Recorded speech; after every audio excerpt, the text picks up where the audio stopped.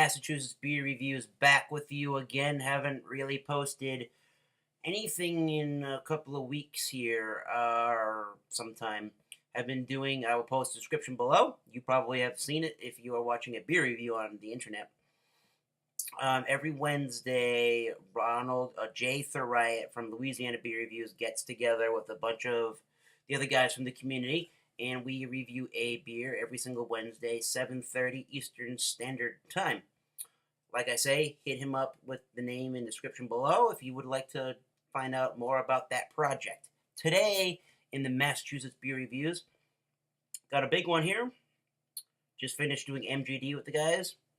This one is the Green Flash West Coast IPA. It used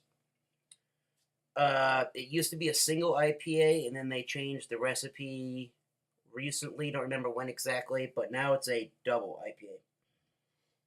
It is extravagantly hopped at 95 IBUs, 8.1% alcohol by volume in a 12-ounce bottle.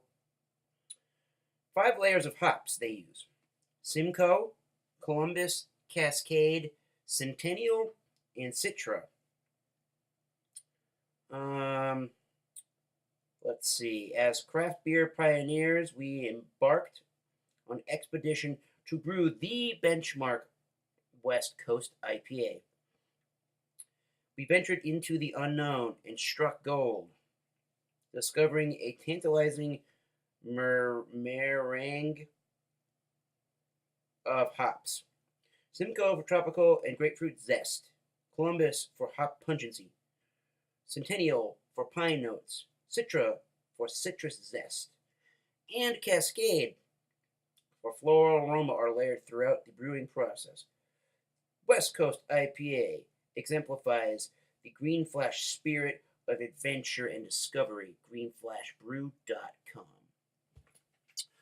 Alright, some information I can give you quickly. From their website, thegreenflashbrew.com,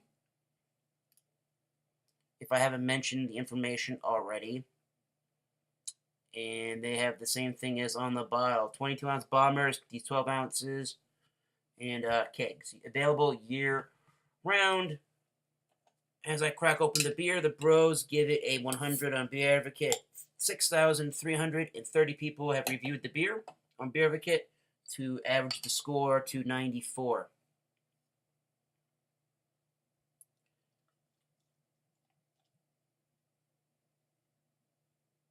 And we'll pour right down the center now. Alright. So what do you get with the Green Flash West Coast IPA? It is definitely that orangey haze. I don't know if you can see the haze all that well, but it's an orangey haze. It's got about 2 fingers of this head. It is pretty, it's kind of creamy looking, to tell you the truth. It's got some of those nice rocky bubbles. Looking at it in the light here, it is just hazy, no real sediment. So let's give it a smell test.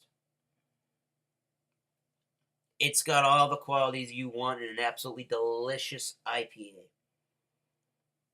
It's got the dank, resinous oils. It's got that hemp-ish oil kind of thing. It's got a leathery sort of a note, tobacco note. All of the hops have a citrus note. The whole beer, I should say, has a citrusy grapefruit note. Grapefruit, a little bit of orange peel, just your tropical fruits like a pineapple and grapefruit and some orange peel. And then there is a nice caramel, slightly toffee-ish note. And you can smell the alcohol is a little bit pungent, but it's really not that bad. It smells like a dank beer, and a very enjoyably bitter beer. So give this one a taste on camera. Cheers, guys.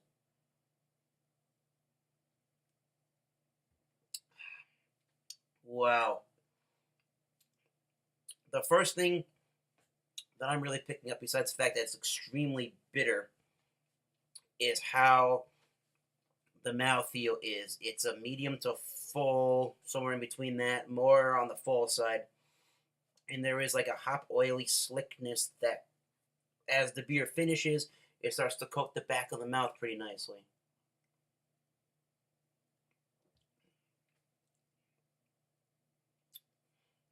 It's got a sweet bready malt actually in how it finishes. But the main flavor profile of the beer would be resinous and oily hops. You don't discern a lot of the different hops in citrus notes from the nose, but you get it in there absolutely. It is absolutely a citrus and a tropical fruity beer with good carbonation.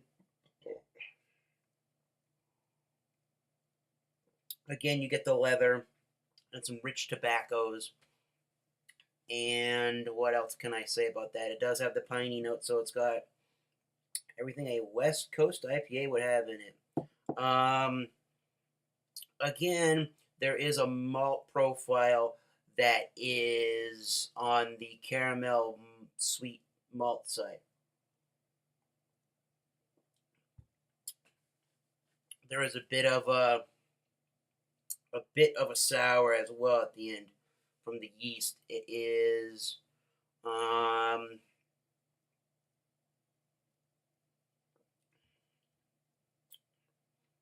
just a very flavorful beer. It's very flavorful. It's got some nice lacing sticking to it. I remember what I was going to say. I was going to talk about the alcohol note. It definitely is a warming alcohol that doesn't burn, just like with the body of the beer and the mouthfeel of the beer, and how it's oily and how it finishes. You get a warming sensation in the mouth, but you never get it in the throat, which is nice. So this is a pretty good IPA. I've always liked their single IPA. It used to be one of my favorites. I really think the Ballast Point IPAs are really, really, really on top of their game. But this one, if you're looking for a flavor explosion and you just are goo goo gaga, for lack of better terms here, if you're just nuts about hops and you haven't tried this beer, you are crazy, son. Get this beer now. This is gonna get, the malt to hop ratio, I don't think. Well, let me try this again quickly. I think it's as balanced as you would expect at 95 IBUs. You get a huge, huge hop slam from the beer, and it's not so much on the forward malt side, but the malts are really, really rich in bready. So it's pretty good in the malt to hop balancing, but the hops do win on that. But anyways, back to the rating. I think I want to give it a 3.75 out of 5. I'm really tempted to call this thing pretty exceptional, and it really is exceptional as far as an IPA, double IPA is concerned. My only want from the beer would be they should have added more hops. No, they should have added a little bit more malt to balance out the rich and intense hoppy flavor. But that's the point of this beer. Green Flash's West Coast IPA has always been known to be a flavorful hop bomb. And with that being said, keep tasting those great beers. We will see you soon.